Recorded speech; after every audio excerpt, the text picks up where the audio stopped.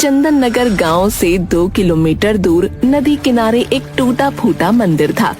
कहते हैं कि कभी चंदन नगर गाँव उस नदी के किनारे बसा था, लेकिन बार बार बाढ़ आने के चलते और नदी की दिशा बदलने की वजह से 200 साल पहले चंदन नगर वर्तमान जगह पर बस गया। वो पुराना मंदिर आज भी नदी किनारे ही विराजमान है। इस मंदिर को गांव वाले भूतिया मंदिर भी कहते हैं। एक दिन बहुत तेज बारिश हो रही थी और बिजली भी चमक रही थी। गांव का भुवन काम से लौट रहा था। उसके कुछ ही दूरी पर गांव का नाई कनुआ कहीं से वापस लौट रहा था। अचानक से बिजली चमकी और मंदिर का घंटा बजने की आवाज आई। हे भगवान, आज क्या अनर्थ होगा पता नहीं, सब सुख रखना।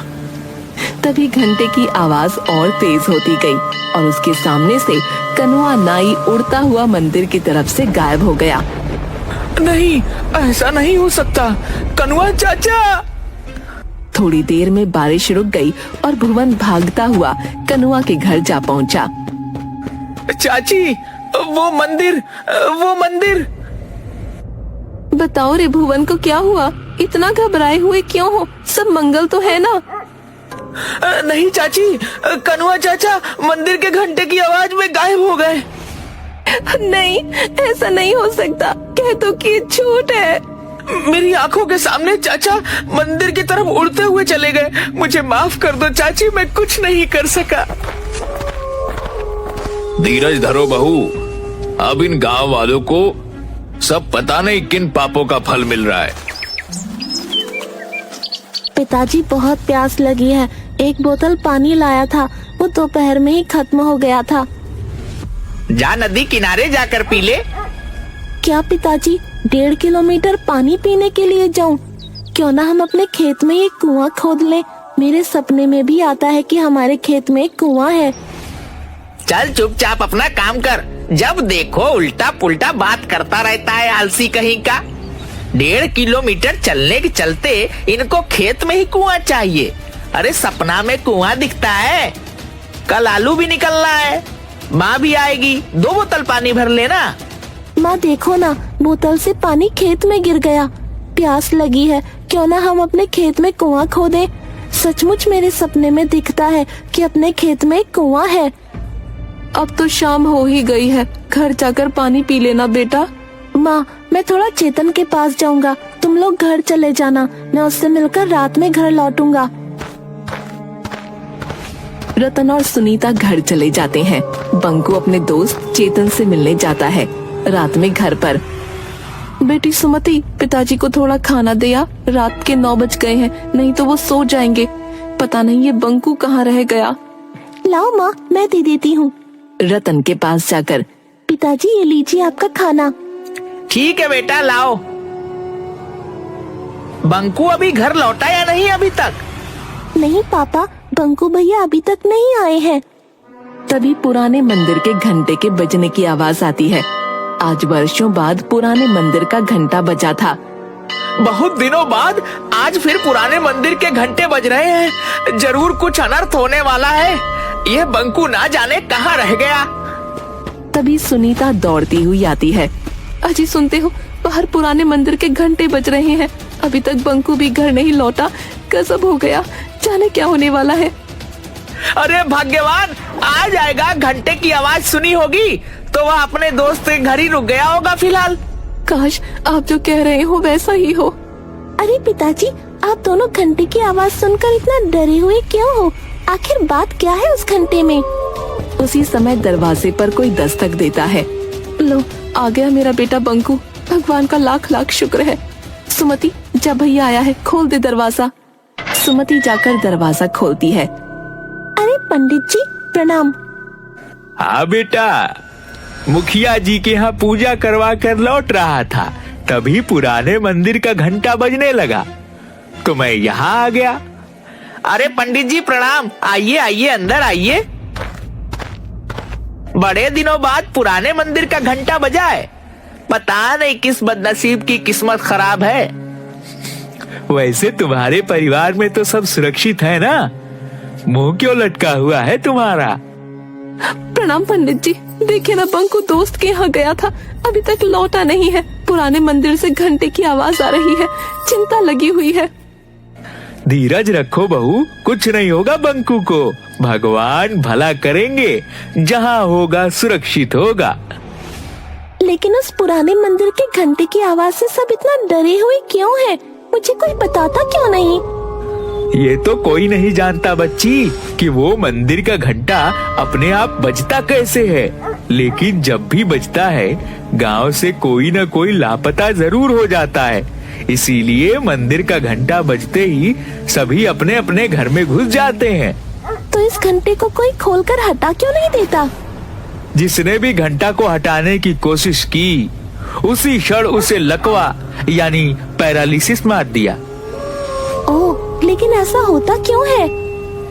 हमारे पूर्वज बताते हैं कि सदियों पहले उस मंदिर के पुजारी की हत्या चोरों ने कर दी थी और कीमती आभूषणों और मूर्तियों को लेकर भाग गए। पर किसी गांव वाले ने पंडित जी की मदद नहीं की?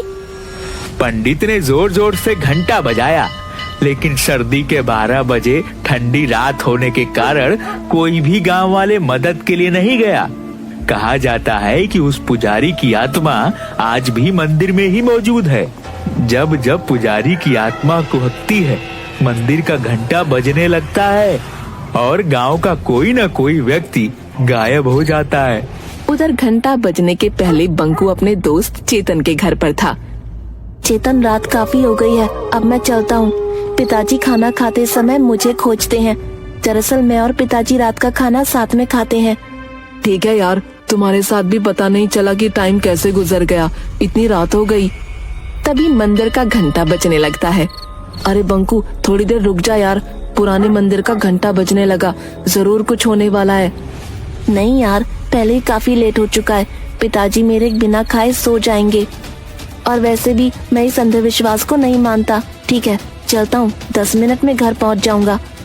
चेतन के बार बार मना करने के बावजूद बंकू वहाँ से अपने घर की ओर चल देता है।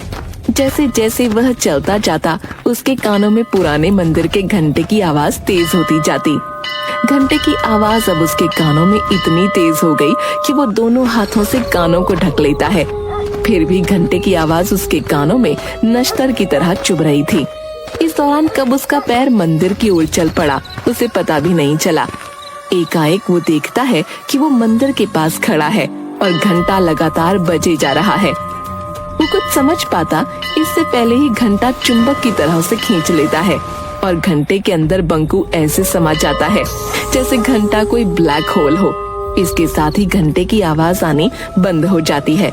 इधर रतन के घर। चलो, घंटे की आवाज तो बंद हुई, भगवान करे कहीं कोई हादसा ना हुआ हो। ठीक है रतन, अब मैं चलता हूँ। बंकू भी तुम्हारा 10-15 मिनट में आ ही जाएगा। ठीक है पंडित जी, प्रणाम। सुनो जी, टॉर्च लेकर चेतन के यहाँ जाकर देखाओ। घंटे की आवाज तो बंद हुए आधा घंटा हो गया, बंकू अभी तक घर नहीं लौटा। तुम ठीक कह रही हो सुनीता, मैं अभी जाकर चेतन के घर बंकू को देख कर आता हूँ। सुमति, जरा टॉर्च तो लाना। रतन पूरा रास्ता टॉर्च से बंकू को खोजते हुए चेतन के घर पहुंचा। वो दरवाजा खटखटाता है। अरे अंकल, आप, बंकू तो यहाँ से आधा घंटा पहले ही चला गया, जब घंटा बज रहा था। अभी तक घर नहीं पहुँचा क्या? नहीं बेटा, अभी तक तो बंकू घर नहीं पहुँचा, लेकिन जब पुराने मंदिर का घंटा बज रहा था तब उसे जाने क्यों दिए? अंकल, मैं बार बार उसे मना कर रहा था कि अभी मत जा, लेकिन वो बोला कि मैं अंधविश्वास में नहीं मानता। मेरे पिताजी मेरे बगैर खाना नहीं खाते और वो उसी समय चला गया। चेतन और रतन दोनों मिलकर बंकू को बहुत ढूंढते हैं, लेकिन बंकू कहीं नहीं मिलता। रतन के घर पर हाहाकार मच जाता है। जैसे तैसी रात गुजरती है। सुबह होते ही रतन के घर पर लोगों की भीड़ उमड़ पड़ती है। रतन भाई, मुझे अभी अभी पता चला कि घंटे की आवाज जो रात में हुई थी उसके बाद से तुम्हारा बंकू गायब है। मुझे इस बात का बहुत अफसोस है, लेकिन इसमें हम लोग कर भी क्या सकते हैं। सरपंच साहब, बंकू मेरा इकलौता बेटा था। वह पूजा पाठ अंधविश्वास को नहीं मानता था। कितनी बार उसे समझाया, लेकिन वह नहीं माना। आज उसी का फल हम लोग भोग रहे हैं। नियति के आगे हम सब लोग बेबस हैं। मैं जानता हूँ कि तुम्हारे ऊपर क्या बीत रहा है। हम लोग तो सिर्फ सांत्वना ही दे सकते हैं। हाँ, बेटा तो चला गया, अब तो सिर्फ सांत्वना ही हमारे हिस्से बचा है। अभी कल ही वह कह रहा था कि पिताजी एक कुआं खेत में खुदवा दीजिए। मेरे सपने में आता है कि अपने खेत में एक कुआं है। 2-3 दिन बाद गांव में एक दुष्ट पंडित बाबा चूरन दास आते हैं। उसे पता चलता है कि रतन के घर से उसका इकलौता बेटा बंकू गायब हो गया है।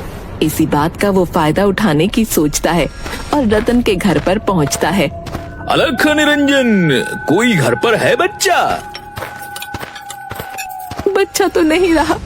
लीजिए महाराज, ये 1 किलो चावल स्वीकार कीजिए। नहीं माता, मैं भिक्षा मांगने नहीं आया। मुझे मालूम है कि तुम्हारा बच्चा पिछले दिनों गायब हो गया है। कोई बात नहीं, हम उसे वापस लाएंगे। महाराज की जय हो। कोई भी उपाय करे महाराज, कैसे भी मेरा बच्चा मुझसे मिलवा दे। नारायण नारायण, तुम्हारा बच्चा तुम्हें जरूर मिलेगा माता। बस थोड़ा सा दान पुण्य करना होगा। घर में जितना भी सोना है उसका त्याग करना होगा। महाराज, सोने जैसे बेटे के सामने ये नकली सोना किस काम का। मैं अभी आपको घर में रखा सारा सोना जेवर लाकर देती हूँ। सुनीता घर में रखा सारा सोने का गहना लाकर बाबा चूरन दास को दे देती है। ये लो बाबा, मेरे यहाँ जितने भी सोने के गहने थे वो सब मैं ले आई। रुको, ये कान में मेरी बाली भी ले लो। मुझे मेरे बेटे से मिलवा दो बाबा। अलख निरंजन, अब चलो, हमें पुरानी मंदिर चलना होगा। वहीं तुम्हारा बेटा तुमसे मिलेगा। बाबा चूरन दास सुनीता के परिवार को पुराने मंदिर की ओर ले चल पड़ते हैं। जल्दी ये बात पूरे गांव में फैल जाती है। बाबा चूरन दास बंकू को वापस लाएंगे। जिनके बच्चे या परिवार का कोई सदस्य अभी तक गायब हुए थे, सब अपने अपने घर के गहने लाकर बाबा चूरन दास के पास पहुंच जाते हैं। बाबा, ये लो मेरे घर के सारे गहने, हमारे बच्चे को वापस ले आओ। बाबा, मेरा भी चाचा को वापस ला दो। ये लो गहने, मेरे पिताजी को वापस ले आओ। ये लो गहने। जल्द ही बाबा के पास सोने के आभूषणों का अंबार लग जाता है। आप लोग शांति बनाए रखें, सभी को उसके परिजन मिल जाएंगे। अभी हम एक हवन करेंगे। चूरन दास मास्क पहनकर हवन में कुछ भस्म फेंकता है, जिससे पूरे मंदिर परिसर में धुआं फैल जाता है और धुएं में सारे लोग बेहोश हो जाते हैं।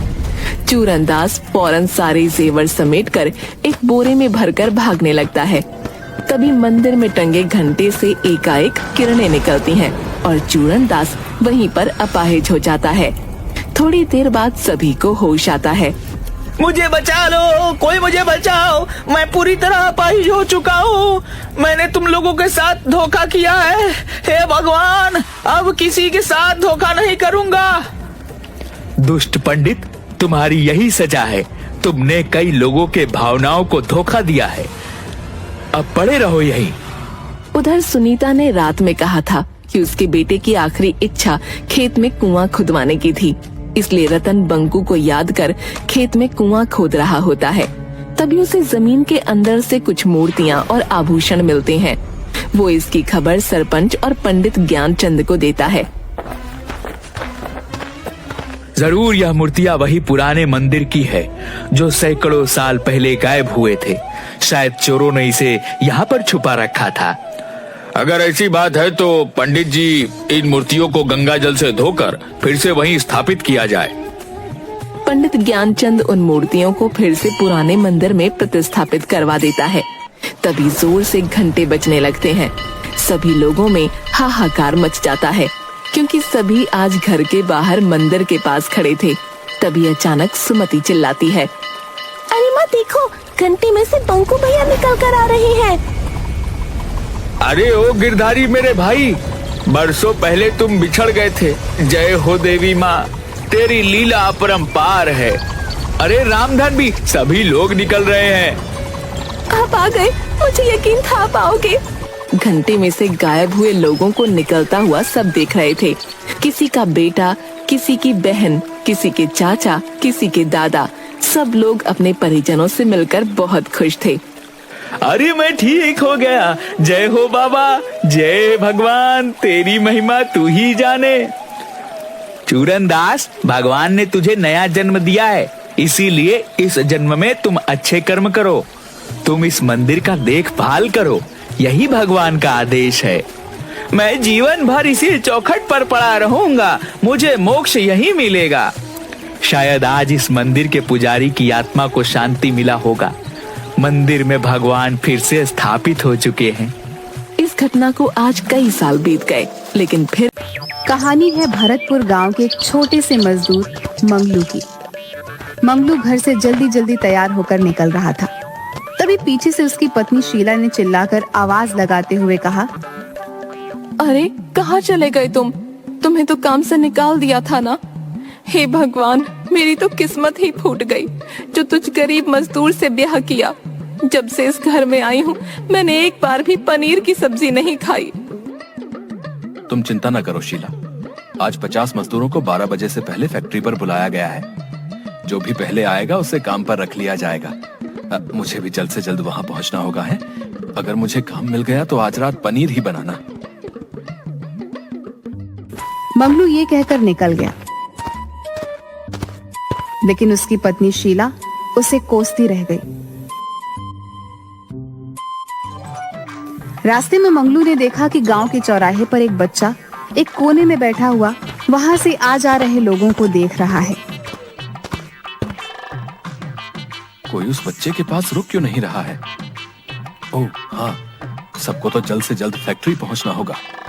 पर वो बच्चा मुझे इस गांव का नहीं लग रहा, न जाने कौन है, पर दिखने में तो अच्छे घर का लग रहा है। लेकिन इसे अकेले छोड़कर मैं जा भी तो नहीं सकता। मंगलू फिर उस बच्चे के पास जाकर उससे पूछता है, बेटा कौन हो तुम और यहाँ क्या कर रहे हो? आप कौन? मैं मंगलू। तुम कौन? गणेश। अरे ये तो बप्पा का नाम है। पर तुम हो कौन? इस गांव के नहीं लगते। मैं भूत हूँ। पर इतने प्यारे भूत नहीं होते बबुआ। पर मैं तो हूँ। तुम कौन हो? मैं मंगलू हूँ। तुम कौन हो? मैं गणेश हूँ। अरे नाम नहीं पूछा। मंगलू को वो बच्चा बड़ा प्यारा लग रहा था और वो बच्चा बातों से ही शरारती लगा, क्योंकि अपने माता पिता से अलग होने के बावजूद वो रो भी नहीं रहा था। मंगलू ने बेहद सोच समझकर पूछा, तुम्हारे माता पिता कहाँ हैं? अपने घर पर होंगे। तो तुम उनके साथ घर पर क्यों नहीं हो? क्योंकि मैं उनसे नाराज हूँ। अच्छा, पर क्यों? वो मुझे बहुत डांटते हैं इसलिए। तो क्या वो तुम्हें लेने आएंगे? हाँ, लाडला भी हूँ। मंगलू उसकी बात सुनकर एक बार फिर से हंसने लगता है और सोचता है, ये बच्चा तो बड़ा शैतान लगता है। शायद इसके माता पिता को पता है कि ये कहाँ है। मुझे चलना चाहिए वरना मुझे देर हो जाएगी। अच्छा तो तुम अपने माता पिता का इंतजार करो है, कोई ना कोई तुम्हें लेने जरूर आएगा। ठीक है, मैं चलता हूँ। अच्छा।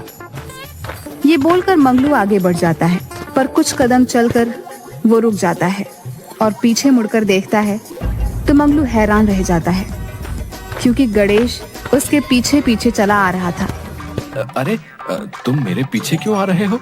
वहीं बैठो, तुम्हारे माता पिता तुम्हें लेने आ जाएंगे। जाओ। नहीं, मैं तुम्हारे साथ ही जाऊंगा। अरे बिटुआ, मुझे फैक्ट्री जल्दी पहुंचना है और तुम्हारा वहाँ कोई काम नहीं है। नहीं नहीं, मुझे तुम्हारे साथ जाना है। गणेश दौड़कर उसके पीछे आने लगता है। तभी एक पत्थर से टक्कर खाकर वो नीचे गिर जाता है, जिससे उसकी चीख निकल जाती है। आ! मंगलू जल्दी से उसके पास आकर उसे उठाते हुए कहता है, अरे रे, गिर गए ना? क्यों पीछा कर रहे हो मेरा बिटुआ? वहाँ बैठ क्यों नहीं जाते? मुझे तुम्हारे साथ आना है। पर मैं तो काम से जा रहा हूँ, खेलने नहीं जा रहा। मुझे भी तुम्हारे साथ चलना है। गणेश जोर जोर से रोने लगता है, तो मंगलू जल्दी से उसे चुप कराने के लिए उससे कहता है, अच्छा चुप चुप चुप, कुछ नहीं हुआ, कुछ नहीं हुआ। तुम्हें मेरे साथ चलना है ना? चलो। हाँ। तो तुम मेरा हाथ पकड़ लो, चलो। मंगलू उस बच्चे का हाथ पकड़कर उसे अपने साथ लेकर चलता है। उसने मंगलू का हाथ पकड़ रखा होता है, इसलिए मंगलू को भी रुकना पड़ता है। फिर वह उस बच्चे की तरफ देखकर बोलता है, क्या हुआ? जल्दी चलो भाई, हमें जल्द से जल्द फैक्ट्री पहुंचना है। पर मुझे सुसु जाना है। हैं? ये क्या होता है बबुआ? अरे सुसु नहीं पता, मुझे वॉशरूम जाना है। हैं? अब ये क्या बोले, वॉशरूम क्या होता है? गणेश ने अपने छोटे छोटे हाथों को उठाया और उसे अपनी आखिरी उंगली दिखाते हुए बोला, ये मुझे सुसु करना है। अच्छा, तो तुमको यहाँ जाना है, तो चलो हमारे साथ। मंगलू उसे ले जाकर एक पेड़ के पीछे खड़े करते हुए बोला, कर लो तुम्हारा सुसु। छी, मैं यहाँ सुसु नहीं करूँगा, मुझे वॉशरूम में ही जाना है। बबू अब ये वॉशरूम कहाँ से ढूंढे हम? चलो कर लो, हमें देर हो रही है, जल्दी करो। नहीं, मैं यहाँ नहीं जाऊँगा। अरे बबुआ मान जाओ, काहे इतनी नौटंकी कर रहे हो? अच्छा चलो, हम तुम्हें चॉकलेट खिलाएंगे, ठीक है? सच्ची? ठीक है, फिर मैं जाता हूँ। थोड़ी देर बाद मंगलू उसे फैक्ट्री की तरफ लेकर गया, पर वहाँ पर आकर देखता है कि उसे देर हो चुकी थी और 50 लोगों को रख भी लिया था। बाकी लोग वहाँ खड़े नारे लगा रहे थे। तभी उनमें से एक बोला, हमको भी इंसाफ चाहिए, हमें हमारा काम वापस दो। यहाँ सुनने वाला कौन है? कोई नहीं। ऐसे माहौल में झगड़े जल्दी होते हैं, इसलिए मुझे गणेश को जल्दी से यहाँ से लेकर जाना होगा। गणेश का हाथ कस कर पकड़ वो वहाँ से जाने लगा, पर इससे पहले ही वहाँ पर हाथापाई शुरू हो गई। मंगलू ने उस बच्चे को अपने सीने से लगा लिया और उसे लेकर जैसे तैसे वहाँ से निकल गया। समझ में नहीं आ रहा कि अब इस बच्चे का क्या करूं। मैं इस बच्चे को अकेले नहीं छोड़ना चाहता, पर अब इस बच्चे के साथ मुसीबत तो बढ़ती ही जा रही है। इस बच्चे की वजह से मैं देर से पहुंचा, और अब अगर इसे कुछ हो गया तो इल्जाम मुझ पर ही आ जाएगा। उसने गणेश को एक जगह पर बैठाया और पूछा, भूख लगी है? हाँ। तुम यहीं बैठो, मैं तुम्हारे लिए कुछ खाने को लेकर आता हूँ। हाँ। मंगलू उसे एक जगह बैठाकर वहां से चला गया। उसने एक दुकान पर जाकर कुछ खाने का सामान लिया और वापस गणेश के पास आकर बोला, तुम ये खाओ, मैं अभी आया। अच्छा। गणेश खाने लगा और मंगलू ने प्यार से उसके सर पर हाथ फेरा और वहां से चला गया। वो चलते चलते काफी दूर तक चला आता है। अरे, मैं एक मासूम बच्चे को अकेले छोड़ आया। भला फैक्ट्री में चल रहे झगड़ों में उसका क्या कसूर? वो तो खुद माँ बाप से बिछड़ा हुआ है बेचारा। और वो पीछे की ओर भागता है। वो वहां पर आकर देखता है तो 2-3 आदमी उस बच्चे के पास थे। उसे संदेह हुआ कि कहीं वो उसे किडनैप न कर लें। मंगलू भागकर उस बच्चे के पास आया। बेटवा, तुम ठीक तो हो? मुझे आने में देर हो गई। इन लोगों ने तुम्हें परेशान तो नहीं किया? मंगलू को देखकर गणेश रोते हुए उससे लिपट गया और हकलाते हुए कहता है, तुम कहाँ थे? ये गंदे लोग मुझे परेशान कर रहे थे, मुझे डर लग रहा था। चुप चुप चुप चुप हो जा बेटवा, अब हम तुझे छोड़कर कहीं नहीं जाएंगे। पक्का ना? नहीं जाओगे ना? हाँ बेटवा, हम तुम्हारे साथ ही रहेंगे। अब शांत हो जाओ, चलो। मंगलू उन आदमियों को देखता है जो उसे किडनैप करने आए थे, पर अब वे सारे उल्टे पांव भागने लगे। थोड़ी देर बाद मंगलू गणेश का हाथ पकड़ लेता है और उसे लेकर पैदल ही चलने लगता है। पता नहीं कौन है, पर अकेले नहीं छोड़ूंगा अब, जब तक इसे इसके माँ बाप के हवाले नहीं कर देता। वो उसे लेकर जा रहा होता है कि एक आदमी उसकी तरफ भाग कर आते हुए कहता है, अरे मंगलू, ये बच्चा तेरे साथ कौन है भाई? अरे रुक जा, सांस लेने दे गुड्डू। मैं नहीं जानता ये बच्चा कौन है, ये बस मुझे रास्ते में अकेला मिल गया। अरे अभी अभी सुनकर आ रहा हूँ, फैक्ट्री के मालिक का बेटा यहाँ आते ही खो गया। कहीं ये वही तो नहीं? पता नहीं, चल पूछते हैं। दोनों गणेश को लेकर वापस फैक्ट्री पर चले जाते हैं, जहाँ के माहौल में गर्मा गर्मी थी। मंगलू और गुड्डू दूसरे रास्ते से गणेश को लेकर फैक्ट्री के अंदर जाते हैं, जहाँ फैक्ट्री के मालिक यहाँ वहाँ घूमकर परेशान से कुछ बोले जा रहे थे। मुझे सबसे पहले मेरा बच्चा चाहिए, फिर मैं बाकी का काम करूंगा। आज अगर मुझे मेरा बच्चा नहीं मिला तो मैं किसी को काम नहीं करने दूंगा, सबको निकाल दूंगा। उन्हें वहां देख गणेश तुरंत मंगलू की गोद से उतरता है और भागकर उनकी तरफ जाते हुए चिल्लाता है, पापा, पापा। गणेश, मेरे बच्चे, कहाँ थे तुम और यहाँ कैसे पहुँचे?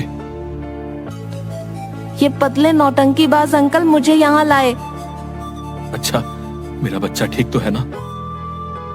हाँ पापा, ये अंकल बहुत अच्छे हैं। इन्होंने मेरा बहुत ख्याल रखा, मुझे सूसू करवाया, खाना खिलाया और मुझे गंदे लोगों से भी बचाया। अब कुछ आदमी गणेश को किडनैप करने के इरादे से आए थे, पर हमारे होते हुए हम बिटुआ को कैसे कुछ होने दे सकते थे।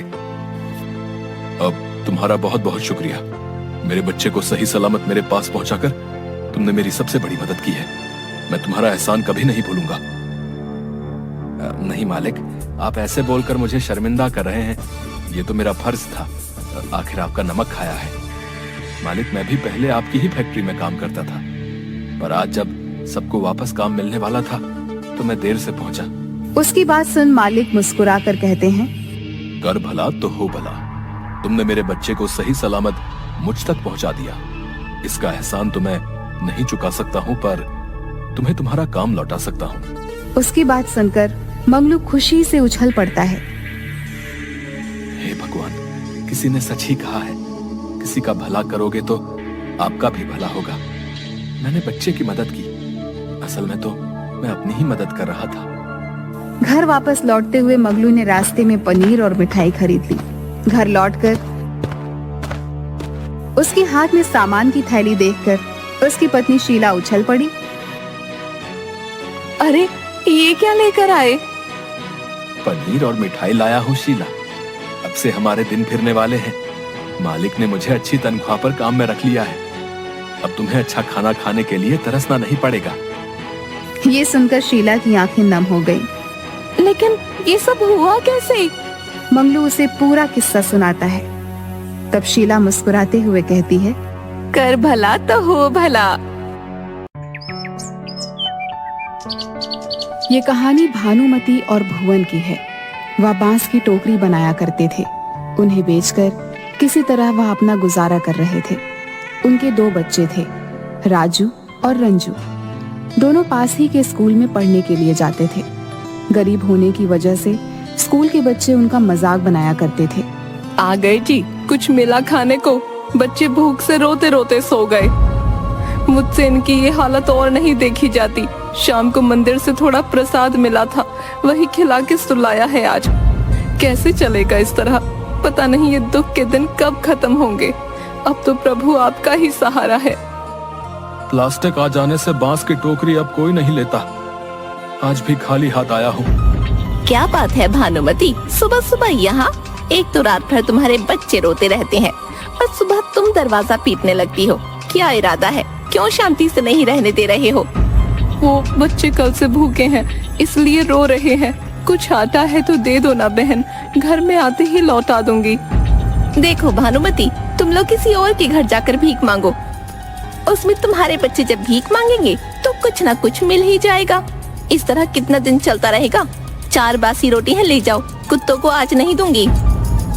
भानुमति आंखों में आंसू और हाथ में रोटी लिए घर पहुंचती है।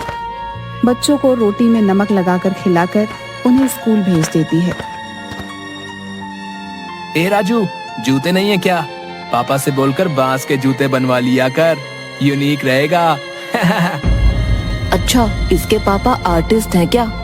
तुझे नहीं पता? अरे गली गली में शोर है, राजू के पापा बंसोर है। राजू और रंजू कौन है? दोनों स्टेज पर आओ। तुम लोग 6 महीने से फीस नहीं भरे हो। मैले कुचैले ड्रेस क्यों पहन कर आए हो? और जूते कहाँ हैं? तुम्हें मालूम है ना कि चप्पल यहाँ अलाउ नहीं है? जी सर, हमें मालूम है कि चप्पल अलाउ नहीं है यहाँ, लेकिन हमारे पापा बहुत गरीब हैं, उनके पास पैसे नहीं है जूते खरीदने के लिए। और तुम्हारा रंजू, तुमने क्यों नहीं पहने जूते? ड्रेस में प्रेस भी नहीं किया हुआ है। तुम दोनों के पास प्रॉपर किताब भी नहीं है। जी सर, राजू मेरे भैया हैं, हम दोनों के पिताजी एक ही हैं। देखो बच्चों, ये एक प्रतिष्ठित स्कूल है। यहाँ के कुछ नियम और कायदे हैं जिसको फुलफिल करना हम सबकी जिम्मेदारी है। आज से तुम दोनों स्कूल नहीं आओगे। मैं अभी तुम्हें ट्रांसफर सर्टिफिकेट दे रहा हूँ। पापा से कहना कि म्युनिसिपल कॉर्पोरेशन के स्कूल में नाम लिखवा लें। स्कूल से दोनों को टीसी देकर निकाल दिया जाता है। राजू और रंजू दोनों रोते रोते घर पर आते हैं। शाम में जब भुवन आता है तो उसे पता चलता है कि उसके दोनों बच्चों को स्कूल से निकाल दिया गया है। अरे ऐसे कैसे कोई टीसी दे देगा? कल मैं तुम्हारे स्कूल चलूंगा।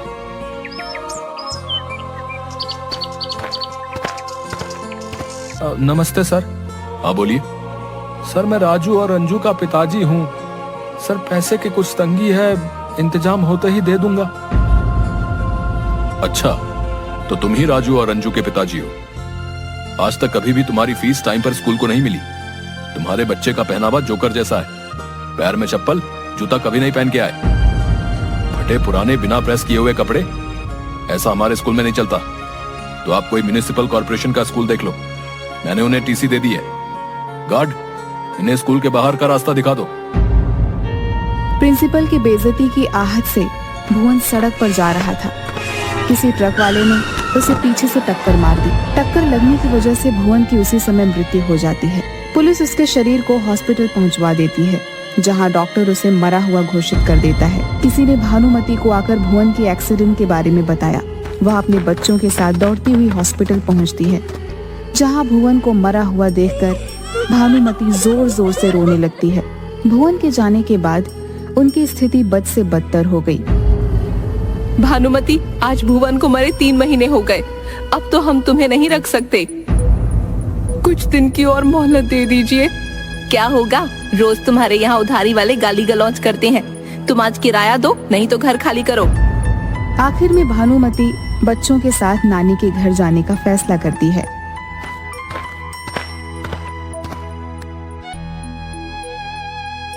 नानी का इतना बड़ा घर है, लगता है कभी हवेली रही होगी। क्या हमारे नाना जी इतना अमीर थे? हाँ बेटा, लेकिन तेरे नाना जी के पिताजी और तेरे नाना कुछ काम नहीं कर सके और बेच बेच कर जिंदगी चलाई। दोनों के जाने के बाद नानी यहाँ रहती थी, लेकिन उनकी मृत्यु के बाद तो अब ये सिर्फ खंडहर हवेली ही हमारे पास है। दिवाली आ रही है, इस बार हम नाना जी की इस हवेली को साफ सफाई कर दीप जलाएंगे। ठीक है बेटा, इतनी बड़ी हवेली को साफ करने में 1 सप्ताह से कम समय नहीं लगेगा। ठीक है माँ, मैं आज से ही काम शुरू कर देता हूँ। राजू को साफ करते करते तीसरे दिन हवेली में एक कमरा मिलता है, जिसमें ताला लगा हुआ था। राजू आकर अपनी माँ से पूछता है, माँ, वो बंद कमरा जो पीछे है, उसकी चाबी कहाँ है? पता नहीं बेटा, वो कमरा मैंने आज तक खुलते हुए नहीं देखा। उनके बाद इस कमरे को किसी ने नहीं खोला है। तेरी नानी ही रखती थी चाबी।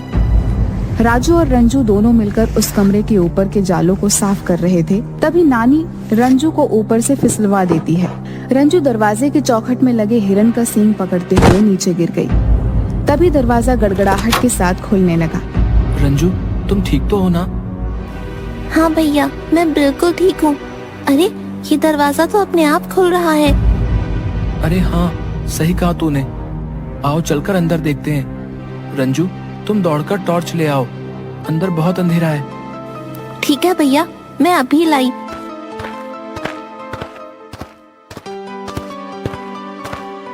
ये लो टॉर्च, चलो अंदर चलकर देखते हैं क्या है। भैया बहुत अंधेरा है, मुझे तो डर लग रहा है, कोई भूत प्रेत ना हो। जितना जल्दी हो यहाँ से चलो। अरे क्यों डर रही है? और मुझे भी डरा रही है। चुपचाप मेरे पीछे चलती आओ। भैया, क्या है? तूने तो मुझे डरा ही दिया। वो देखो सामने क्या है। माँ, माँ जल्दी आओ। बाप रे, कितना सारा खजाना। अब तो हमारी बल्ले बल्ले हो जाएगी। अरे कहाँ हो तुम दोनों? कमरा कैसे खुला? इसमें तो ताला लगा हुआ था। माँ, कमरे में आओ, मैं टॉर्च दिखा रहा हूँ। देखो इस कमरे के अंदर हमें क्या मिला है। शायद एक खजाना हमारे पुरखों ने जमा किया हो, ताकि हम लोगों का जब ऐसा दिन आए तो ये खजाना हमारे काम आए। इसीलिए शायद मेरे दादाजी और मेरे पिताजी से उन्होंने इसे छिपा कर रखा। हाँ माँ, अब हम भी अमीरों वाला खाना खाएंगे। हाँ भैया, वो भी तीनों टाइम। अब हमें स्कूल फीस भरने के लिए कोई भी मास्टर साहब सभी के सामने बेइज्जत नहीं करेंगे। हम भी अब त्योहारों पर नए नए कपड़े पहनेंगे। मुझे भी फुल पैंट और शर्ट के साथ एक कोट लेना है। ठीक है, जो लेना होगा ले लेना। पुरानी खंडहर हो चुकी हवेली को इस दिवाली में रंग रोगन कर दीपों से सजाया जाता है। बगल में रहने वाली मंथरा काकी हवेली को चमकता दमकता देख और बच्चों एवं भानुमति के पहनावे को देख जल जाती हैं और अपने पति जगदेव से कहती हैं, कुछ देखा आपने जी? कुछ नोटिस किया कि नहीं? क्यों, क्या हुआ? क्या नोटिस करना था? तुम्हें क्या दिखेगा? पड़ोसी कुछ भी करें, तुम्हें क्या मतलब? तुम नल्ले हो और नल्ले ही रहोगे। अगर मेरी कोई कमी हो तो तुम्हें तुरंत दिख जाएगी। अरे, भानुमति अपने बच्चों के साथ मायके आई है तो अपने साथ धन संपत्ति भी लाई होगी। हाँ, तुम्हें तो मेरे सिवा सब अच्छे ही दिखते हैं। जब भानुमति आई थी तो लगता है मैंने देखा नहीं था कि किस तरह के फटे कपड़े पहने थे उसके बच्चे ने, और आज यहाँ उसको खजाना मिल गया। रहने दो, तुमसे तो बात करना ही बेकार है। मंथरा से रहा नहीं जाता। वह अपने भाई जगदीश उर्फ जग्गा को सारी बात बता देती है। जल्द ही जग्गा अपने तिक्रम दिमाग से जान जाता है कि उसके उस हवेली के अंदर, उस हवेली के एक कमरे में पूरा कमरा पैसे से भरा हुआ है। वह अपने दोस्त डागा की मदद से हवेली में पैसों की चोरी करने के लिए जाता है। ये जग्गा क्यों यहाँ आया था? क्यों, साला है आपका? यहाँ आ नहीं सकता क्या? चोर डकैत किसी के सगे नहीं होते, समझी? मैं नहीं चाहता कि यहाँ आकर भी चोरी डकैती करे। भाई जग्गा, पक्का पता है ना कि इस घर में पैसों से भरा कमरा है? वो क्या है ना कि ये खंडहरनुमा हवेली से मेरे को डर लगता है। बोले तो मुझे भूत प्रेत से बहुत डर लगता है। अबे घोंचू, हैं? तू चोरी करता है लेकिन तुझे पुलिस से डर नहीं लगता, और जो दिखता नहीं उस भूत प्रेत से डर लगता है। देख जग्गा भाई, एक तो रात, ऊपर से खंडहर हवेली, डर तो दिल में बनता ही है ना मेरे भाई। एक काम कर, प्लान चेंज कर, कल दिन में आकर अपन चोरी करेगा। अबे घोंचू, हैं? दिन में सभी जागे होंगे, तू चोरी का प्लान बना रहा है या पिटवाने का? ठीक है भाई, अब ऐसा कर, तू आगे चल, मैं तेरे पीछे पीछे चलूंगा। मेरे को अभी भी डर लग रहा है। सुना है इस खंडहर हवेली में रात में भानुमति की माँ भूतनी बन के घूमती है। हाँ। दोनों धीरे धीरे आगे की ओर बढ़ रहे थे। तभी डागा का शर्ट पीछे से एक कील में फंस जाता है। डागा को लगता है कि उसे भूतनी ने पकड़ लिया है। जग्गा, मेरे पीछे देख, पीछे कोई है जिसने हमें पकड़ लिया है। अबे डागा, तेरे पीछे कोई नहीं है। तू अपने मन से भूतनी का भ्रम निकाल दे और चुपचाप मेरे साथ चल। आल तू जलाल तू, आई बला को टाल तू। बाप रे, पकड़ लिया भाई, पकड़ लिया, बचाओ। डागा जोर लगाकर भागता है। उसकी शर्ट कील में लगने की वजह से फट जाती है। अबे क्या हुआ? चिल्लाया जा रहा है। हम चोरी करने आए हैं, चौकीदारी नहीं कि जागते रहो चिल्लाना शुरू कर दिया। मरवाएगा क्या है? एक बार बोल दिया कि पीछे कोई नहीं है, फिर भी तुम डरे जा रहे हो। भाई भूत है भाई, कोई आदमी नहीं जो तुझे दिखाई देगा। ये देख, मेरी शर्ट पीछे से फट गई है। अरे, ये तो जग्गा और डागा की आवाज़ें हैं। रुको, मैं अभी पुलिस को फोन लगाता हूँ। नानी का भूत डागा को डराना शुरू कर देती है। भाई उधर देखो, ठक ठक की आवाज करते करते कोई आ रहा है। जान बची तो लाखों पाए। भाई, वो खजाना तू ही संभाल, मैं तो चला। कौन है वहाँ पर? चोर पकड़ो। भानुमति की जोर जोर से चिल्लाहट की आवाज सुन जग्गा और डागा दोनों सरपाव लेकर भागने लगते हैं, लेकिन जगदेव द्वारा बुलाए गए पुलिस उन्हें पकड़ लेती है। अदालत हवेली में मिली संपत्ति को पुश्तैनी करार देती है। अब राजू और रंजू पढ़ने के लिए शहर से हटकर राज्य के सबसे बड़े स्कूल में पढ़ते हैं।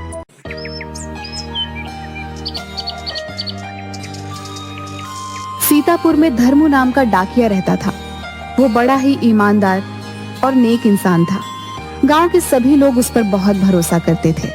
गांव के जितने भी लोग थे सब धर्मू डाकिया से ही पत्र भेजते थे, क्योंकि वो समय पर पत्र पहुंचा देता था। अरे धर्मू भैया, कैसे हो? बढ़िया हूँ बहन, आप बताएं कैसी हैं? सब बढ़िया है भैया। आपने मेरे बेटे का पत्र मुझे समय से पहुंचाया था, बड़ी मदद मिली हमें। मेरी बहू को अभी बच्चा हुआ है, उन्हें मेरी जरूरत थी। अगर जल्दी से पत्र नहीं मिलता तो उन्हें बड़ी दिक्कत होती शहर में अकेले बच्चा संभालने में। धन्यवाद आपका। अरे बहन, ये तो मेरा फर्ज था, कोई बात नहीं। इतना कहकर धर्मू वहां से आगे चला जाता है। मीरा दीदी, आओ बाहर आओ, तुम्हारा पत्र ले आया हूँ। लाओ भैया, आपका बहुत बहुत धन्यवाद। मेरे पति इतनी दूर फौज में काम करते हैं, अगर तुम ना होते तो मैं कैसे उन तक अपना पत्र भेजती और कैसे उनके पत्र मुझे मिल पाते। अरे दीदी, यही तो मेरा काम है, जो अपने परिवार से दूर रहे हों उनको पत्र के जरिए मिलाना। धन्यवाद भैया। उसके गांव में एक सुरेश नाम का आदमी रहता था। सुरेश भी धर्मू को जानता था, पर उसने कभी भी किसी को कोई पत्र नहीं भेजा था। एक दिन सुरेश बहुत ही दुखी था, क्योंकि उसकी माँ बहुत बीमार थी और शहर के सरकारी अस्पताल में एडमिट थी। वो बहुत दुखी होकर पेड़ की छांव में अकेला बैठा हुआ था। तभी वहां से धर्मू गुजरा। क्या हुआ सुरेश भाई? कुछ नहीं धर्मू भैया, माँ बहुत बीमार है और शहर में एडमिट है।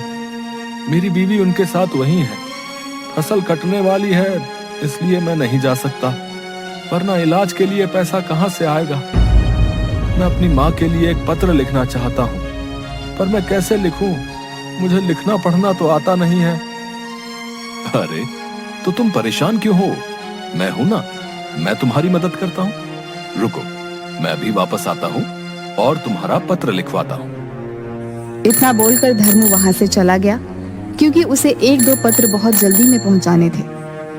सुरेश वहीं पर बैठकर धर्मू डाकिया का इंतजार कर रहा था। कुछ ही समय में धर्मू वापस आ जाता है। अरे आप आ गए धर्मू भैया?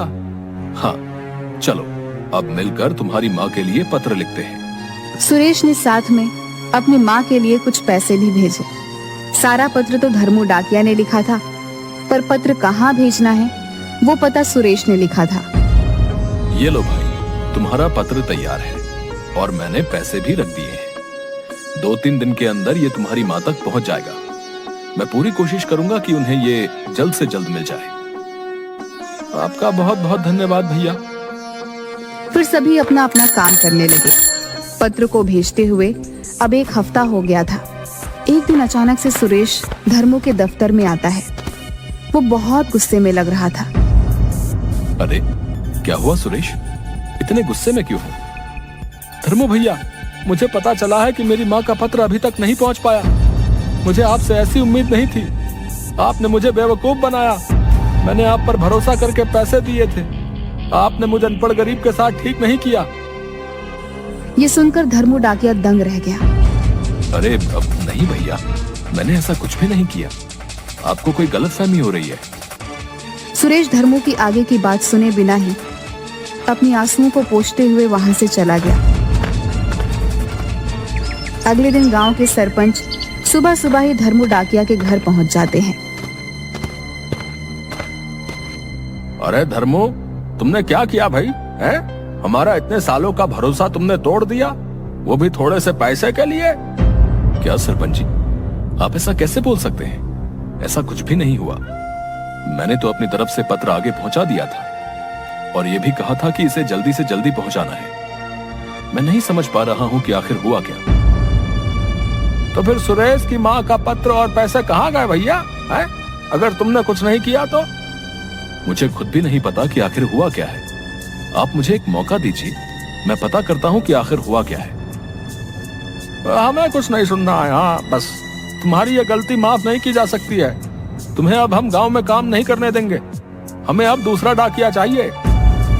धर्मू सरपंच की बात सुनकर एकदम से दंग रह जाता है और कुछ भी नहीं बोल पाता। सरपंच वहां से गुस्से में चले जाते हैं। आप तो जानते हैं ना प्रभु, मैंने ऐसा कुछ नहीं किया। न जाने मैं कैसे साबित करूंगा कि मैंने ये सब नहीं किया है। भैया जरा कुछ राशन दे दो। अरे जाओ जाओ, हम नहीं देते ऐसे धोखेबाजों को राशन। हमें माफ करो भैया। धर्मू ये बात सुनकर बहुत दुखी होता है। भैया, मैं सालों से तुम्हारे यहाँ से ही राशन लेता आया हूँ और आज तुम ऐसा कह रहे हो। अरे सालों से हमें तुम्हारा असली चेहरा भी तो नहीं दिखा था ना भैया। दिखा होता तो कभी अपनी दुकान पर खड़ा ही नहीं होने देते हम। हाँ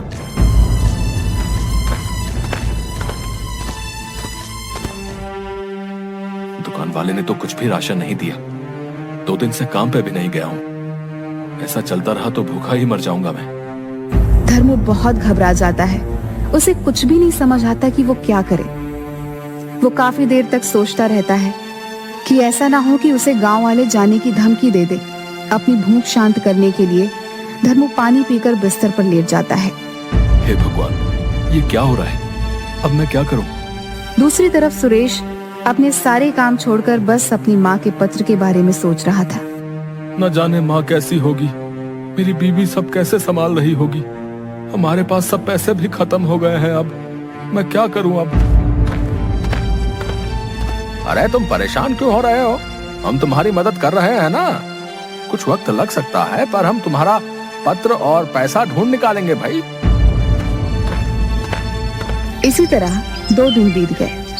कोई उससे पहले की तरह बात नहीं करता था, मगर उसने अपने स्वाभिमान और सच्चाई के आगे हार नहीं मानी थी। वो हर रोज काम के लिए निकल रहा था।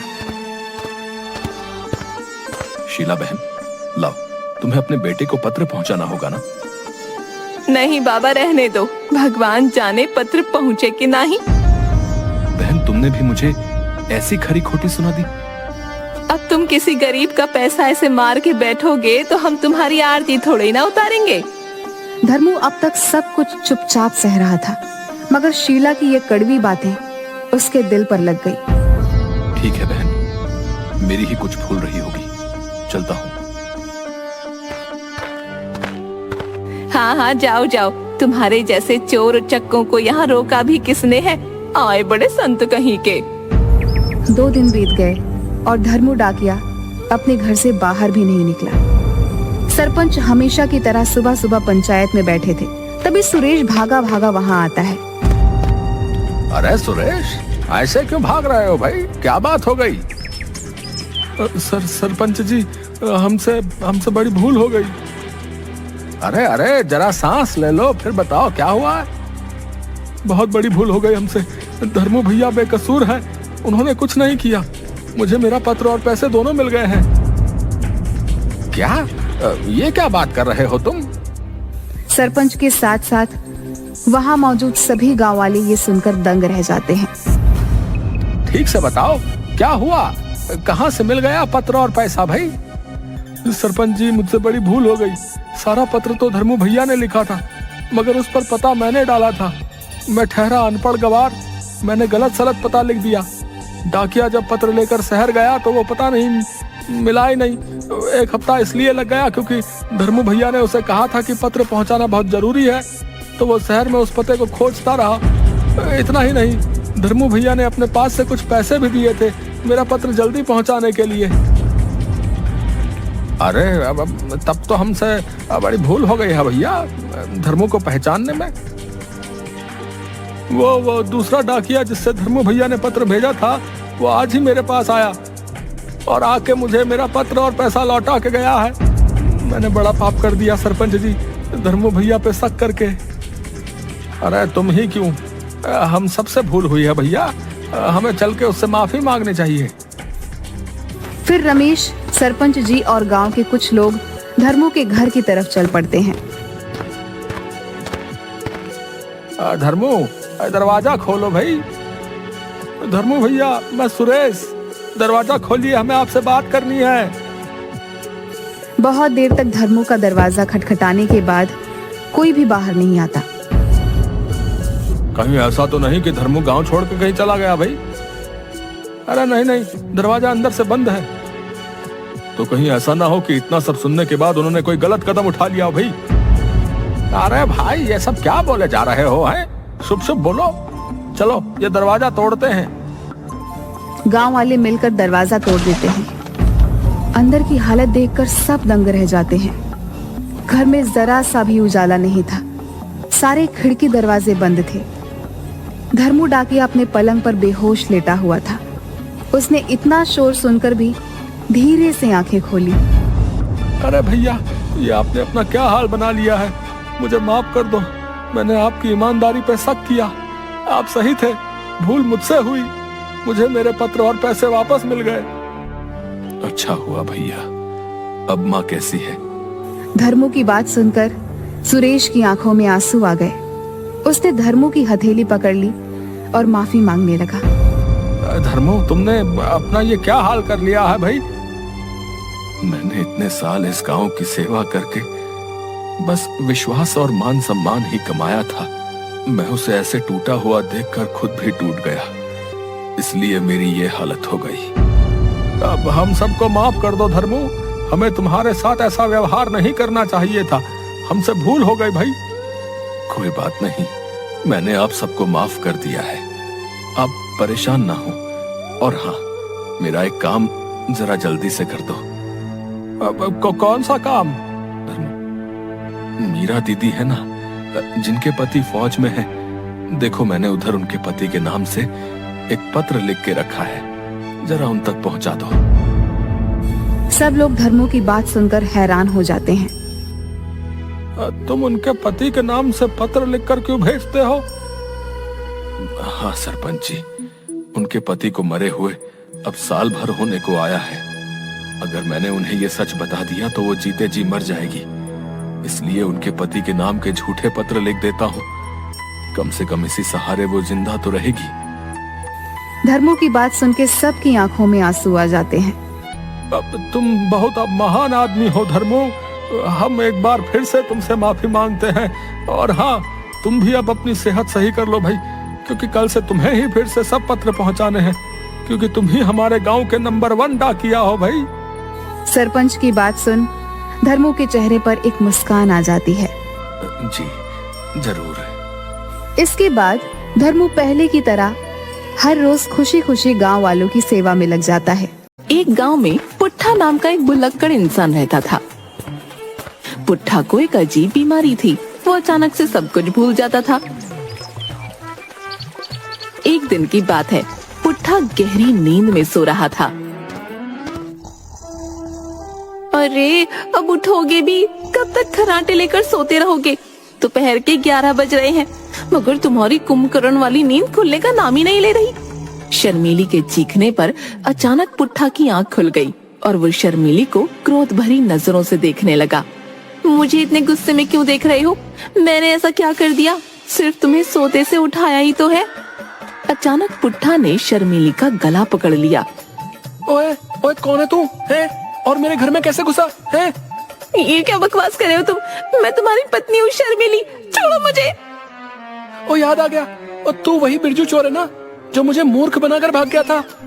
आज तो तेरी खैर नहीं। हाँ, आज मैं तेरी वो मार लगाऊंगा कि तू दोबारा चोरी करके मुझे मूर्ख बनाने की हिम्मत नहीं करेगा। हाँ, सत्यानाश जाए मेरा कि मैंने तुमसे 7 फेरे लेकर विवाह किया था। पता नहीं कौन सा मनहूस दिन था जब तुम्हें ये भूलने की बीमारी लगी थी। इतना कहकर शर्मीली ने पुट्ठा को धक्का दे दिया। आइंदा मेरा गला पकड़ने की कोशिश की ना तो मार मार के तुम्हारी हड्डी पसली एक कर दूंगी।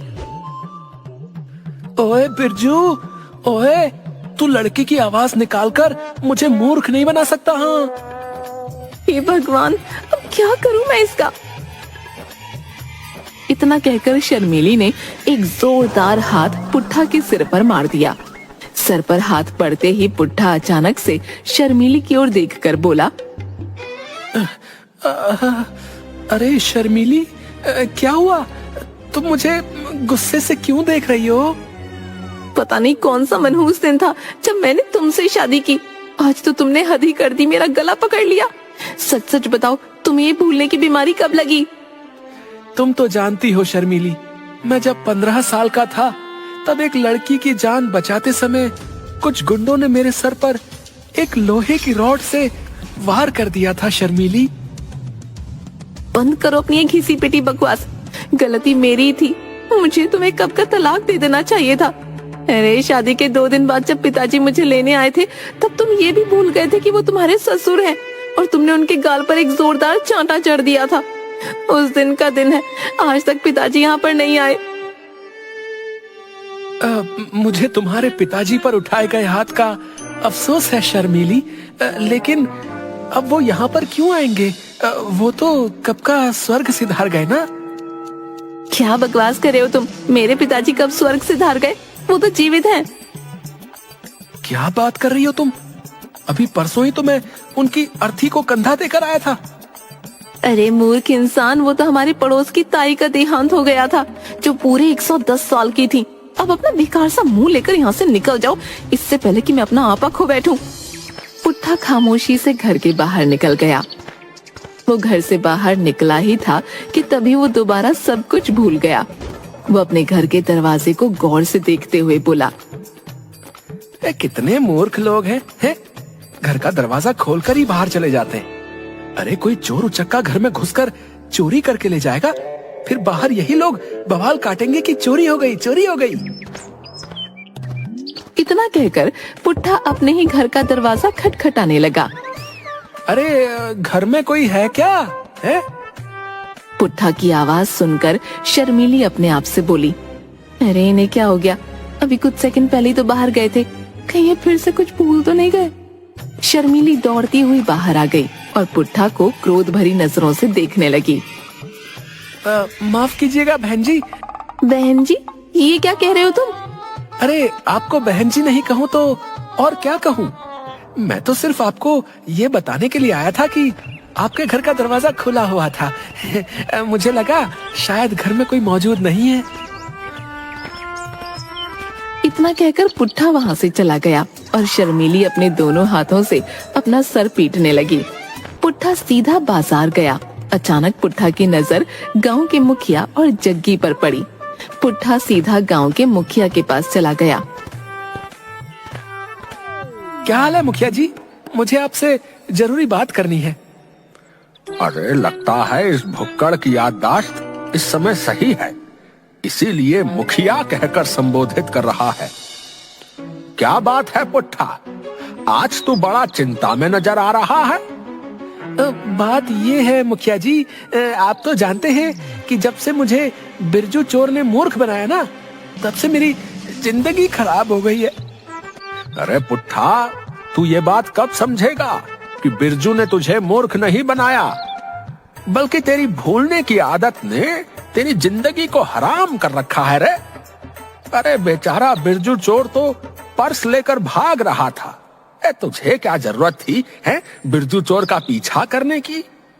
ऊपर से जब पुलिस वाले ने तुझे पकड़कर बिरजू चोर का पता पूछा तो तू भूल गया और तूने पुलिस वाले के ही गाल पर यह जोर से चाटा जड़ दिया रे। तभी मुखिया के बगल में खड़ा हुआ जग्गी मुखिया के कान में धीमे से बोला, मुखिया जी, पुट्ठा को समझाने मत बैठिए, कहीं ये फिर से भूल गया तो हम दोनों के लेने के देने पड़ जाएंगे। आप तो जानते हैं ना, पुट्ठा का गुस्सा, उसके गुस्से के आगे कोई नहीं टिक पाता मुखिया जी। तुम सही कह रहे हो जग्गी। इतना बोलकर मुखिया पुट्ठा से बोला, अच्छा मैं चलता हूँ हैं। इतना कहकर मुखिया ने प्यार से पुट्ठा का सर सहला दिया और मुखिया यही भूल कर बैठा। पुट्ठा दोबारा सब कुछ भूल गया। पुट्ठा मुखिया और जग्गी को गौर से देखने लगा। क्या हुआ पुट्ठा, तुम मुझे इतनी गौर से क्यों देख रहे हो? अचानक पुट्ठा ने एक जोरदार चांटा मुखिया के गाल पर जड़ दिया। मुझे मूर्ख समझाया क्या तूने? बिरजू, तुझे क्या लगा तू मेरी आंखों के सामने से दोबारा बचकर भाग जाएगा? आज तो तेरी खैर नहीं रे, मैं तुझे घसीटता हुआ पुलिस थाने में ले जाऊंगा। हाँ। अरे मुखिया जी, ये क्या किया आपने? एक तो इस भुलक्कड़ की याददाश्त कब चली जाती है कुछ भी पता नहीं रहता, ऊपर से आपने इसके सर पर हाथ फेर दिया। अरे अरे अरे, ये तो इसका छोटा मगज है, अब तो आपको ईश्वर ही बचा सकता है। तभी पुट्ठा जग्गी की ओर देखकर बोला, थानेदार साहब, यही है वो बिरजू चोर जो पर्स चुरा कर भाग रहा था, इसे गिरफ्तार कर लीजिए। अबे भुलक्कड़ आदमी, मेरी समझ में ये नहीं आता कि तू इस गांव में पैदा ही क्यों हुआ रे? अबे जिस बिरजू चोर की तू चोरी की बात कर रहा है ना, उस घटना को तो 1 साल हो गया है, लेकिन तू सब कुछ भूल जाता है, बस यही बात नहीं भूलता। कभी कभी तो मुझे लगता है कि तू बस नौटंकी करता है। क्या बकवास कर रहे हो तुम? हैं? क्या तुम थानेदार नहीं हो? अरे नहीं रे, मैं थानेदार नहीं हूँ। तो फिर मुझे थाने तक ले चलो, बता रहा हूँ, नहीं तो मैं तुम्हारा भी ना मार मार कर ना बुरा हाल कर दूंगा, बता रहा हूँ। अरे ठीक है महाराज, ठीक है, चलिए मेरे साथ, मैं आपको थाने तक छोड़ आता हूँ, चलिए। जग्गी की बात पर मुखिया जग्गी से बोला, अबे मूर्ख आदमी, हैं? ये क्या कर रहा है तू? मुझे बचाने के बजाय तू उसे थाने का पता बता रहा है। मुखिया जी, आपकी भलाई के लिए कर रहा हूँ। इस भुलक्कड़ की याददाश्त कभी कभी तो 2 मिनट में वापस आ जाती है और कभी कभी 2 दिन तक वापस नहीं आती। हो सकता है पुलिस वाले आपको इससे छुड़ा ले। मुखिया वहां से भागने ही वाला था कि तभी पुट्ठा ने मुखिया को दबोच लिया। भागता कहाँ है बिरजू? आज तो मैं तुझे स्वयं सलाखों के अंदर बंद कर दूंगा। चलो शर्मीली। शर्मीली? कौन शर्मीली बे?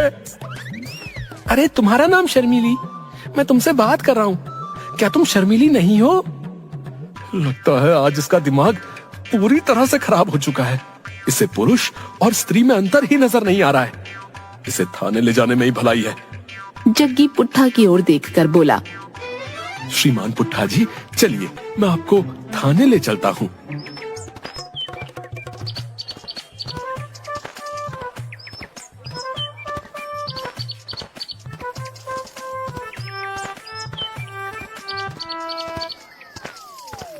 कुछ ही देर में पुट्ठा मुखिया को लेकर थाने के अंदर थानेदार के सामने खड़ा हुआ था। मुखिया को देखकर थानेदार कुर्सी से उठकर हाथ जोड़ता हुआ बोला, नमस्ते मुखिया जी, आपको यहाँ आने की क्या आवश्यकता थी? आप मुझे बता देते, मैं स्वयं आपके घर आ जाता। और आपको इसने पकड़ क्यों रखा है? अरे वो सब छोड़ो थानेदार साहब, अरे पहले मुझे इस भुलक्कड़ से बचाओ भाई। थानेदार क्रोधित होकर पुट्ठा की ओर देखते हुए बोला, अरे छोड़ दे मुखिया को। अरे तुमने मुखिया जी को क्यों पकड़ रखा है? थानेदार साहब, ये वही बिरजू है जो पर्स चुरा के भाग रहा था और मैं इसका पीछा कर रहा था और आपने मुझे पकड़ लिया था। मैं उस वक्त भूल गया था, अब मुझे सब कुछ याद आ गया। इसे गिरफ्तार करके जेल में डाल ही दीजिए। अरे तेरा दिमाग तो सही है। अरे तू मुझे कौन सा थानेदार समझ रहा है भाई? अरे थानेदार साहब, ये आपको पुराना वाला थानेदार समझ रहा है, जिनकी पोस्टिंग आपसे पहले थी। अरे मेरी समझ में नहीं आ रहा कि आखिर यहाँ सब कुछ क्या हो रहा है। आखिर ये क्या चल रहा है भाई मेरे थाने में? जग्गी, जो काफी देर से चुप था, एक ही सांस में उसने थानेदार को पुट्ठा के भूलने की आदत बता दी। अच्छा, तो ये बात है। अरे तो इसे किसी पागल खाने में भर्ती कराओ है? इस तरह की भूलने की बीमारी तो मैंने सिर्फ गजनी फिल्म में देखी थी। वास्तविकता में भी ऐसा ही होता है क्या? अरे कहीं इसके सर पर किसी ने रॉड वॉड तो नहीं मार दी थी? थानेदार साहब, पुट्ठा का भी यही कहना है कि जब ये 15 साल का था तब कुछ लड़के किसी लड़की को छेड़ रहे थे। इसने बचाने की कोशिश की तो एक लड़के ने इसके सर पर रॉड मार दी। तब से ऐसे ही भूलने की बीमारी हो गई है। क्या? अरे क्या तुम सच बोल रहे हो? इतना कहकर थानेदार पुट्ठा की ओर देखकर बोला, अरे मैं तुम्हें आखिरी चेतावनी देता हूँ, अरे मुखिया जी को छोड़ दे। मगर थानेदार की बात का पुट्ठा पर कोई असर नहीं पड़ा। थानेदार ने एक जोरदार चांटा पुट्ठा के सर पर दे मारा। चांटा पड़ते ही पुट्ठा की याददाश्त दोबारा वापस आ गई, मगर आधी अधूरी। शर्मीली, मुझे क्षमा कर दो, मैंने तुम्हारा गला पकड़ा। तुम तो जानती हो कि मुझे भूलने की बीमारी है और मैं स्वयं इस बीमारी से परेशान हूँ। अरे ये क्या बकवास कर रहे हो तुम? कौन शर्मीली? तुम ही तो मेरी शर्मीली हो, मेरी पत्नी। पुट्ठा की बात सुनकर थानेदार का खून और खौल उठा। वो तुरंत रिवॉल्वर निकालकर मुखिया की ओर देखते हुए बोला, अरे इसे यहाँ से ले जाओ मुखिया जी। अरे इससे पहले कि मैं अपनी पिस्तौल की सारी गोलियां जो हैं इसके सीने पे चला दूं, ले जाओ इसे यहाँ से। अरे अरे बाहर से मुझे 2 डिस्प्रिन की गोली ला कर दो भाई। अरे मेरा सर दर्द के मारे फटा जा रहा है। अरे अरे मेरी समझ में नहीं आता कि तुम इस गजनी को झेलते कैसे हो भाई। अरे अरे इसे किसी पागल खाने में भर्ती कराओ। अरे अरे वरना ये किसी दिन अपरिचित बन जाएगा भाई और सबका जीना आराम कर देगा। मुखिया पुट्ठा को लेकर उसके घर पहुंच गया। नमस्ते मुखिया जी, ये आपके साथ क्या कर रहे हैं? शर्मीली, अरे तुम्हारे पति ने सबसे पहले तो मुझे पीटा और मुझे पकड़कर थाने ले गया, और तो और इसने 2 मिनट में थानेदार का पूरी तरह से दिमाग खराब ही कर दिया। थानेदार ने तो क्रोधित होकर रिवॉल्वर भी निकाल ली थी भाई। वो तो अच्छा हुआ कि मैं इसे यहाँ पर ले आया। अरे तो यहाँ पर क्यों ले आए? थानेदार से बोल देते कि सारी की सारी गोलियां इनके ऊपर चला देते, तब जाकर मुझे खबर सुनाते कि तुम्हारे पति को थानेदार ने गोलियों से छलनी कर दिया। मुखिया जी, मैं सारे गांव में लड्डू बांटती। कैसी पत्नी हो तुम है? अरे तुम्हें शर्म आनी चाहिए भैया ऐसी बातें करते हुए। अरे पुट्ठा जैसा भी है तुम्हारा पति है, सुहाग है तुम्हारा, और तुम अपने पति के बारे में ऐसी उल्टी सीधी बातें कर रही हो, बताओ। मुखिया ने इतना कहा ही था कि तभी पुट्ठा ने एक जोरदार चांटा मुखिया के गाल पर जड़ दिया। तुम्हें शर्म नहीं आती अपनी पत्नी से इतने बुरे अंदाज में बात करते हुए? ये क्या बकवास कर रहे हो तुम पुट्ठा? अरे ये तुम्हारी पत्नी है भैया, मेरी नहीं। पुट्ठा ने दोबारा मुखिया के गाल पर चांटा जड़ दिया। मूर्ख आदमी, तुझे अपनी जुबान से ये अल्फाज कहते हुए जरा भी शर्म नहीं आई? अरे मैं तो एक सन्यासी हूँ, एक साधु हूँ। मैं आजीवन अविवाहित रहने का प्रण ले चुका हूँ, और तू अपनी पत्नी को मेरी पत्नी बता रहा है, निर्लज्ज। पुट्ठा की बात सुनकर शर्मीली का गुस्सा 7वें आसमान पर पहुंच गया। हे भगवान, आज इन्हें क्या हो गया है? इससे पहले कभी इतना खतरनाक भूलने के दौरे तो कभी नहीं पड़े इन्हें। इतना कहकर शर्मीली ने पुट्ठा के सर पर कस के घूंसा मारा। घूंसा पड़ते ही पुट्ठा की याददाश्त वापस आ गई। शर्मीली, तुम मुझे इतना क्रोध से क्यों देख रही हो? अरे मुखिया जी, आप शर्मीली, क्या तुमने मुखिया जी को चाय पिलाई कि नहीं? ईश्वर का लाख लाख शुक्र है भैया कि तुम्हारी याददाश्त वापस आ गई भैया। तभी वहाँ पर पुट्ठा के चाचा हुकुम सिंह आ गए। हुकुम सिंह दूसरे गांव के सरपंच थे। कैसी हो बहू? आज बड़े सालों बाद मुझे अपने भतीजे की याद आ गई। सोचा कि इससे मिलने चला आऊं। अरे चाचा जी, अपने भतीजे को अपने साथ ही क्यों नहीं ले जाते? आज तो आपको मुझे बताना ही पड़ेगा कि इन्हें भूलने की बीमारी कैसे लगी। शर्मीली सही कह रही है। ये पुट्ठा हमेशा यही बताता है कि जब वो 15 बरस का था तब कुछ लड़के लड़कियों को छेड़ रहे थे और पुट्ठा उन्हें बचा रहा था, और एक लड़के ने जो है लोहे की रॉड जो है इसके सर पे दे मारी। तब से इसकी याददाश्त जो है अचानक से चली गई। लेकिन चाचा जी, पुट्ठा के सर पर तो चोट के निशान तक नहीं है, बताइए। मुखिया की बात सुनकर सरपंच जोर जोर से हंसते हुए बोला। अरे मुखिया जी, झूठ बोलता है ये। मेरा भतीजा जो है, बात असल में ये है कि जब ये 15 साल का था तब ये एक लड़की को पसंद करता था, मगर ये नहीं जानता था कि वो लड़की पहले से शादीशुदा थी और एक 5 वर्षीय पुत्री की माँ भी थी। ये मूर्ख अपने प्यार का इजहार करने उस स्त्री के पास पहुंच गया। उस समय वो स्त्री अपनी बच्ची के लिए एक गुब्बारा खरीद रही थी। गुब्बारा। इसकी बात सुनते ही वो गुस्से से आग बबूला हो गई और उसने क्रोधित होकर वो गुब्बारा इसके सर पर मार दिया जोर से। तब से ये बेचारा ऐसे ही हो गया। और हाँ, आज 1 जनवरी है, सर्दी ज्यादा है। आज के दिन इसे भूलने के दौरे ज्यादा पड़ते हैं। आगे से ध्यान रखना बहू, 1 जनवरी को इसे घर पर बंद करके रखना। अच्छा, तो असली बात ये है, इनकी ये हालत किसी लोहे की रॉड ने नहीं बल्कि गुब्बारे ने की है, और जनाब इश्क फरमाने गए थे। अब शर्मीली, अब ज्यादा बातें मत करो, इसे जो है रस्सी से बांध दो, नहीं तो ये जो है फिर भूल जाएगा। और आगे से याद रखना भैया, 1 जनवरी को इसे बांध कर ही रखना है। अच्छा? नहीं शर्मीली, उसकी कोई आवश्यकता नहीं। मैं नींद की गोलियां लेकर आया हूं। दूध में इसे नींद की गोली खिला दो, सुबह तक ये ठीक हो जाएगा। सरपंच के कहने पर शर्मीली ने ऐसा ही किया और पुट्ठा गहरी नींद सो गया। सुबह सरपंच शर्मीली से बोला, बहू, जाकर पुट्ठा को उठाओ। मेरा विश्वास है कि वो अब तक सही हो चुका होगा। सरपंच के कहने पर शर्मीली पुट्ठा को जगाने लगी। अजी सुनते हो, सुबह हो चुकी है, उठना नहीं है क्या? शर्मीली की आवाज सुनकर पुट्ठा उठकर शर्मीली और सरपंच को गौर से देखने लगा। अजी ऐसे क्या देख रहे हो? कैसी हो नंदिनी? मैं तुम्हें कब से ये बोलने के लिए जो है तड़प रहा हूँ कि मैं जो है तुमसे ना सच्चा प्रेम करता हूँ नंदिनी। क्या बकवास कर रहे हो तुम? अरे लगता है ये उस नंदिनी की बात कर रहा है जिसने इसके सर पर गुब्बारा मारा था। पुट्ठा सरपंच की ओर देखकर बोला, तुम तो नंदिनी के पति हो, हैं? तुम्हारी वजह से नंदिनी ने मेरे सर पर गुब्बारा मारा था, याद आ गया मुझे।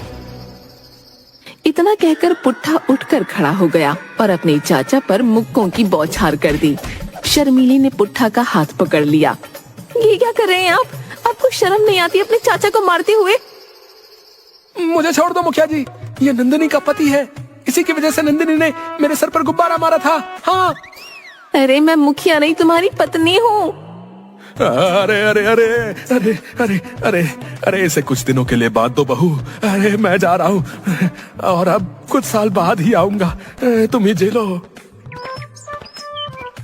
सरपंच वहाँ से बोरिया बिस्तरा उठाकर भाग गया और शर्मीली अपना सिर पकड़कर बैठ गई।